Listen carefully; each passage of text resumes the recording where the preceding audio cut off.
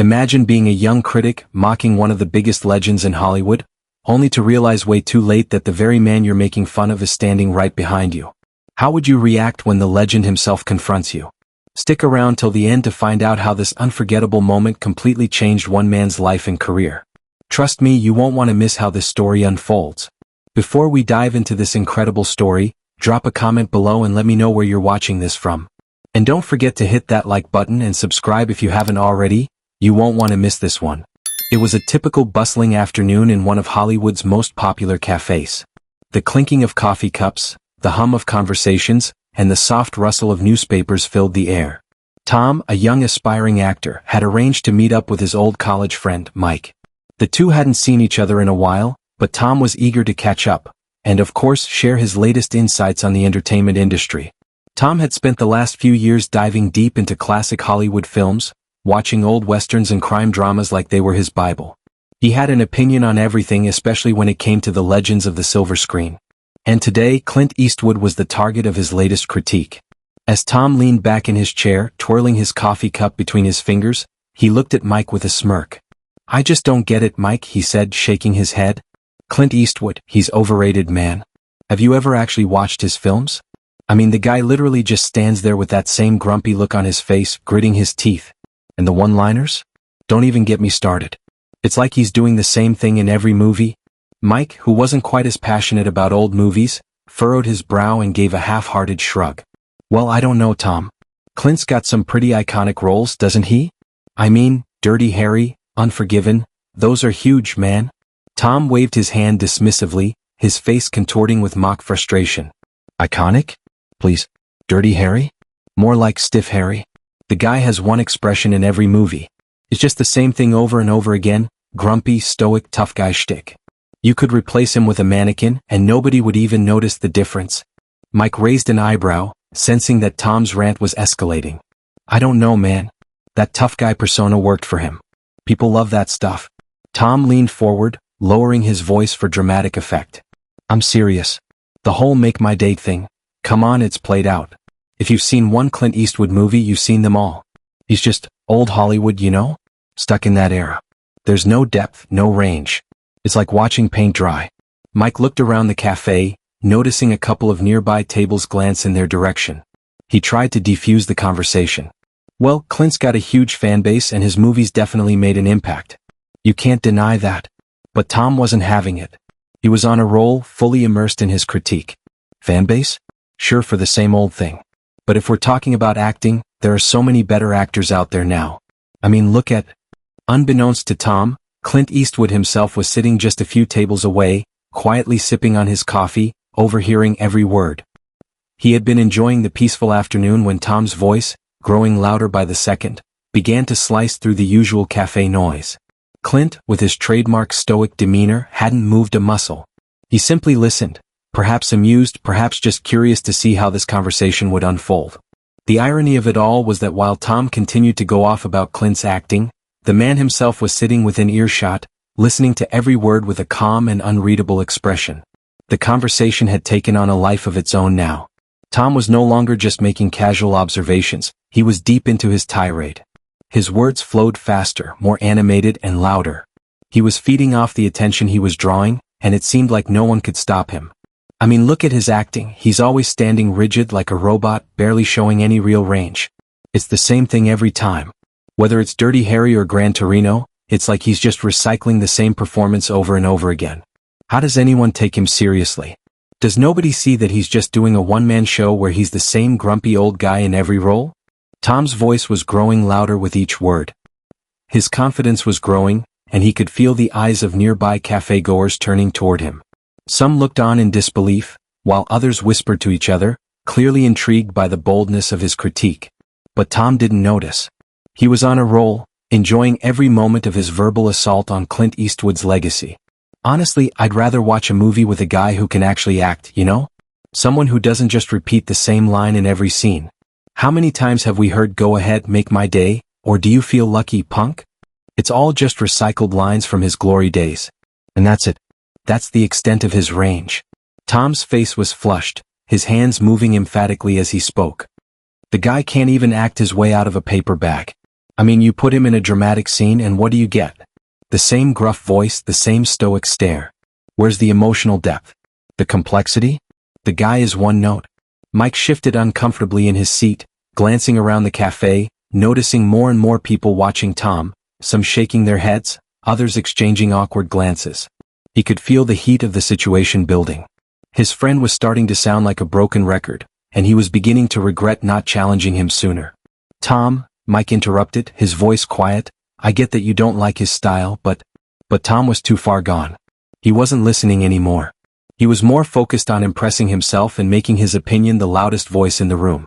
But what? Tom shot back. I'm just being real here. People praise Clint Eastwood as some sort of acting genius, but it's all smoke and mirrors. If you want to talk about real acting, go watch someone who can actually convey emotion without relying on a scowl and a catchphrase. I don't know, maybe someone like... Mike could feel the situation slipping out of control. He glanced at the other tables, seeing people trying to hide their laughter or frowning in disbelief.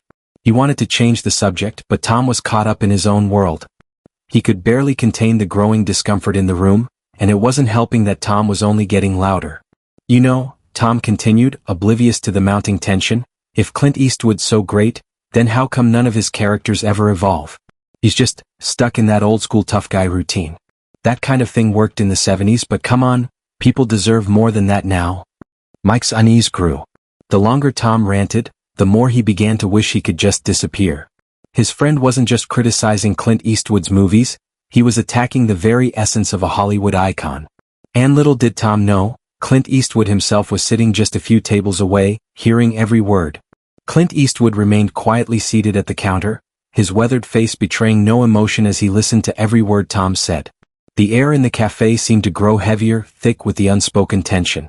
With each mocking comment from Tom, Clint's calm presence contrasted sharply with the intensity of the conversation, his eyes never leaving the young man. Tom, oblivious to the looming danger, was still riding the high of his own self-assurance. He felt like he had the perfect take on Clint's career, and now, it seemed, nothing could stop him from finishing his thought. As Tom took a dramatic pause, he launched into his best impression of Clint's gravelly voice, slurring the words for effect, making sure every customer within earshot could hear. Go ahead, make my day, he mocked, deepening his voice and leaning forward for added emphasis. Do you feel lucky, punk? The cafe patrons around him glanced nervously toward Clint, exchanging uncomfortable looks. Some stifled nervous laughs, while others seemed to shift uncomfortably in their seats, aware that something wasn't quite right. It was clear that the atmosphere had shifted.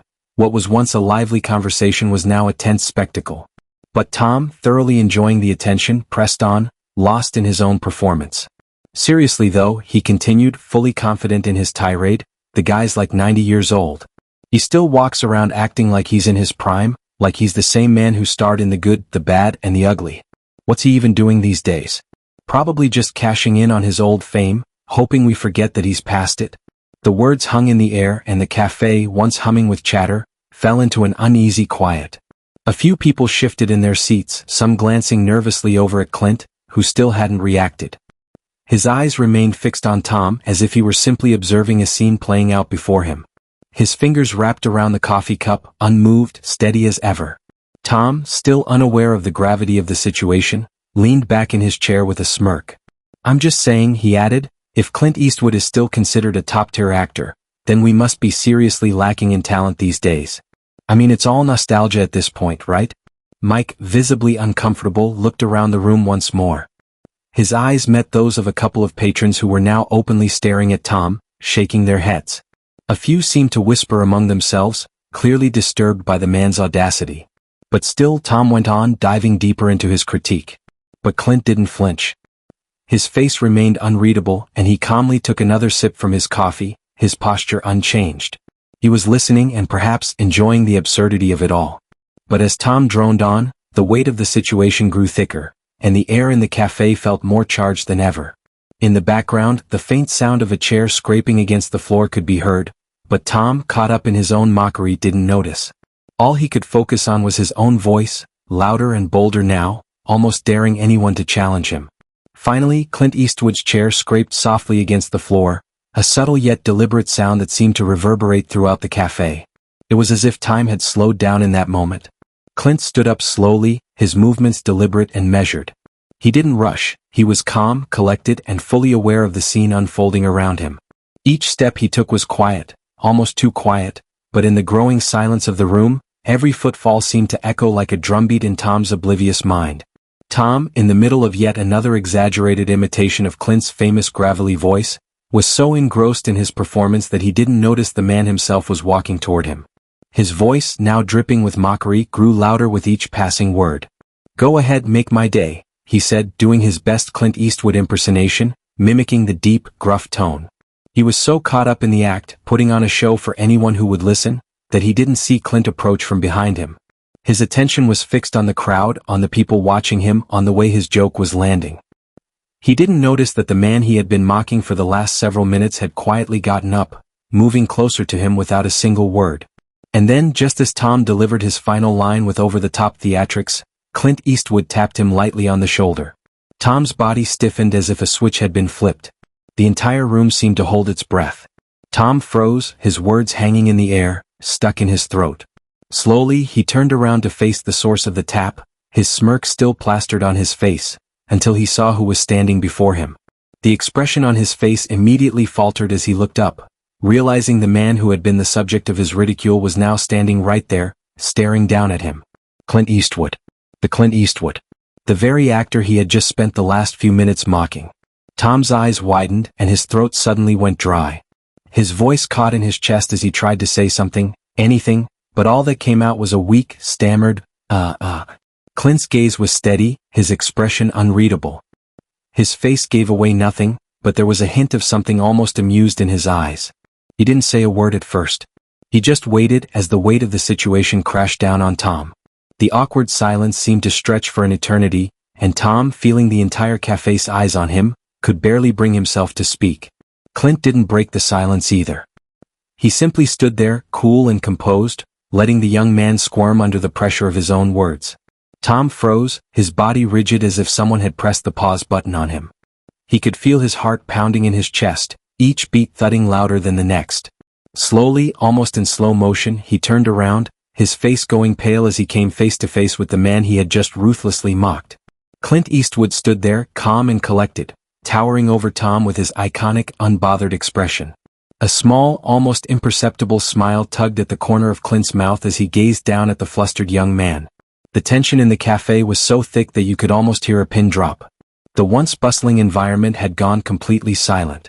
Every single person in the cafe was now staring at Tom, waiting for him to say something, anything. The weight of the situation was unbearable.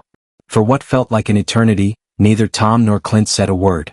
Tom's mind raced, desperately searching for a way out, but his mouth wouldn't cooperate. His brain was a fog of confusion and panic, and no words seemed to make it past his lips. Finally, Tom found his voice, but it came out in a stuttered mess. I'm so sorry, I didn't know." He trailed off, his hands nervously fumbling in his lap. His face was flushed, but it wasn't from excitement anymore. It was the unmistakable color of embarrassment. Clint, ever the picture of composure, didn't show any hint of anger or irritation. Instead, he tilted his head slightly, his eyes narrowing just a touch as if he were genuinely curious. Without missing a beat, he spoke in his signature low, gravelly voice, one that had captivated millions on screen. "What was that? I didn't quite catch it." The words hit Tom like a freight train. His mouth went dry, and for a brief moment he couldn't remember how to breathe. He swallowed hard, but it only made his throat feel drier. This was Clint Eastwood. The Clint Eastwood. The man he had been mocking for the last few minutes. And now, Clint Eastwood was standing right in front of him, waiting for an answer. Tom stammered again, his words tripping over each other. I didn't mean, I didn't know, it was all just a joke. I didn't know you were here, but his words were tumbling out of him in such a jumbled mess that they barely made any sense. How could they? How could he explain himself when he had just spent the last several minutes making fun of the very man standing in front of him? The reality of the situation started to sink in, and with it, the overwhelming sense of regret. Tom had just insulted one of the greatest actors in film history. And now here he was, standing right in front of Clint Eastwood, his mind spiraling, unable to find a way to make it right. The entire cafe seemed to hold its breath, waiting for Clint's response, wondering how he would handle the situation. Would he react angrily? Would he make Tom feel even smaller for what he had done? But Clint's demeanor remained unchanged, calm, steady, and perhaps a little amused. Tom's mind raced even faster now, unable to process how he could have been so clueless. He had no idea what to say next. What could he possibly say to make up for mocking the man who had shaped so many iconic moments in film? Would a simple apology be enough? Clint's eyes remained fixed on him, waiting. And in that moment, Tom realized that there was nothing he could say to undo what he had just done. Clint took a step back, his lips curling into a small, knowing smile as he observed Tom's nervousness. Then, to Tom's surprise, Clint chuckled softly, a sound so gentle it almost seemed out of place coming from the man known for his tough guy persona. "Don't worry, kid. I've heard worse," Clint said, his gravelly voice warm but firm. Tom, still bright red in the face, swallowed his embarrassment, trying to regain his composure. His heart was still pounding in his chest, and his mind was racing, but Clint's calmness was a small comfort. He managed to muster the strength to speak, his voice shaky. "I really didn't mean it like that. I didn't know you were here. I'm so sorry." Clint's smile softened, and for the first time, the stoic, unflinching persona seemed to fade just a little. His eyes were kind, the tension of the moment lifting. "I've been around long enough to take a joke," Clint said, his voice now carrying a hint of wisdom. "But it's always good to remember that you can't judge someone's career until you really understand what they've done." His gaze remained steady, his words both a gentle rebuke and an invitation to learn. Tom nodded, the weight of Clint's words sinking in. He felt as though a heavy cloud was lifting from his chest, and he could finally breathe again. His earlier bravado, the confidence that had fueled his tirade, had completely evaporated. In its place was a quiet humility, a newfound respect for the man standing in front of him. "I respect you," Tom said quietly, his voice sincere but soft. "I really do. I guess I got caught up in my own opinions." He didn't have the words to express just how much he realized how wrong he had been, but the sincerity in his tone was enough. Clint gave him a small nod, the faintest smile still playing on his lips. "It happens, kid. We all get caught up in things sometimes. Just remember, there's always more to someone than meets the eye." With that, Clint turned back toward the counter, his calm presence leaving an indelible impression on Tom. Tom stood there for a moment longer, still processing the encounter. The tension had finally eased, and a sense of gratitude filled him. He couldn't believe that, after all his mocking, Clint Eastwood had handled it with such grace and wisdom. It was a lesson Tom would never forget, a reminder that there was much more to respect in others than just their public personas. With a final deep breath, Tom returned to his seat, feeling like he had learned something more valuable than any film critique. The lesson in humility, kindness, and the importance of understanding before judging would stay with him long after the cafe's buzz returned to normal. Tom and Mike left the cafe in stunned silence, the weight of what had just transpired settling heavily between them. The air was thick with the aftermath of the encounter, and neither of them seemed to know what to say. Tom's mind was spinning, replaying every word he had said, every mocking gesture, every piece of his critique, only now realizing the magnitude of his mistake. He couldn't believe it. The man he had spent the entire afternoon ridiculing, the very actor he had belittled and insulted in front of a crowd, had been standing right behind him the whole time. And not only had Clint Eastwood heard every word, but he had reacted with an astonishing amount of grace, never once losing his composure. It was a humbling reality for Tom to face. As they walked down the street, Tom could barely focus on anything around him. His thoughts were consumed by the encounter. What had he been thinking? The self-assuredness he had felt earlier now seemed completely misplaced. He had always prided himself on being a critic, someone who could spot flaws in others, who could tear apart an actor's performance with a sharp remark.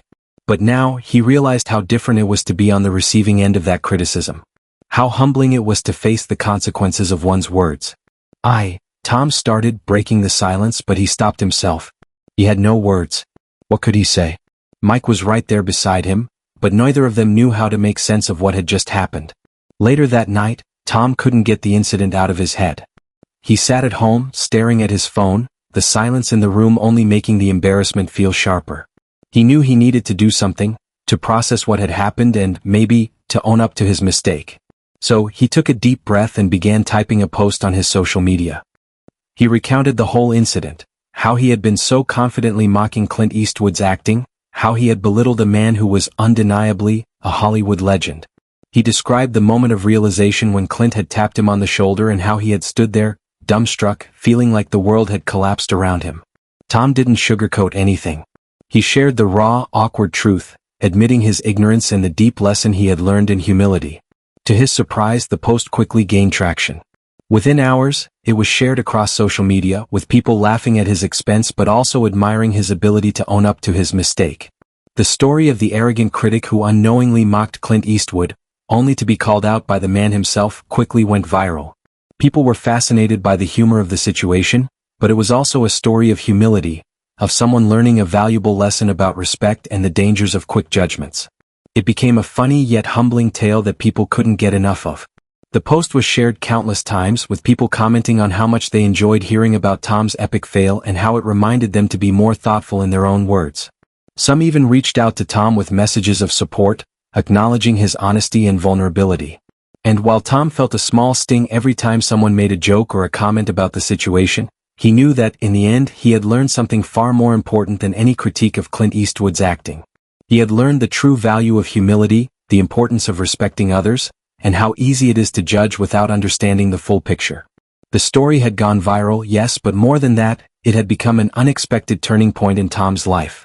A reminder that words have weight, and that even the harshest critics can learn from the very people they once mocked. As Tom's story made its rounds online, it quickly became a topic of conversation across social media. The tale of the arrogant young critic who unknowingly mocked Clint Eastwood, only to face the actor's calm and composed response, captured the imagination of the public. People were fascinated by the irony of it all. The young man who had so confidently judged a legend, only to be brought back to reality in the most dramatic way possible. Clint Eastwood, ever the professional, was asked about the incident in an interview. As expected, he handled it with his usual grace and humility. When asked what he thought about being mocked by a young critic, Clint simply laughed, a deep, gravelly chuckle that echoed through the interview room. "It happens," Clint said with a shrug, his trademark stoicism never wavering. "Not everyone's a fan. But hey, it makes for a good story." He chuckled again, brushing it off like a pro. "People have their opinions. It's all part of the job." Clint's calm, good-natured response only made him more beloved by his fans and the public. His ability to laugh at himself, to not take things too seriously, was something that resonated with so many. His words were a testament to his years of experience, both as an actor and as a person who had seen it all. For Tom, the encounter with Clint Eastwood became a turning point. He could no longer cling to the arrogance he had once worn like armor. The man who had mocked a legend in front of an entire cafe now understood the weight of his words. Clint's graceful response and his words about respecting others' careers had struck a chord with Tom, and he found himself thinking more carefully before passing judgment on anyone. Tom began to study Clint's films more deeply, revisiting his classic roles with a new perspective. He watched Dirty Harry not just as an action movie but as a showcase of Clint's nuanced portrayal of a complex character. He studied Unforgiven, gaining a greater appreciation for Clint's ability to convey deep emotions with minimal dialogue. With each film, Tom found himself understanding Clint's craft on a level he had never bothered to before. He began to recognize the subtleties of Clint's acting, the depth behind his tough guy persona, and the incredible impact he had on cinema. In the months that followed, Tom's approach to both acting and criticism changed. He became more thoughtful and introspective, less quick to judge and more willing to understand the context behind an artist's work. The harsh critic who once believed he knew it all had evolved into someone who respected the artistry of others, recognizing that there was always more to a story than what met the eye. And so, the man who had once mocked Clint Eastwood's acting became a better actor and a more considerate critic. He realized that the lessons he learned from Clint weren't just about acting, they were about humility, about the importance of understanding before criticizing, and about respecting those who came before him. Tom would forever be humbled by the day he unknowingly mocked a legend.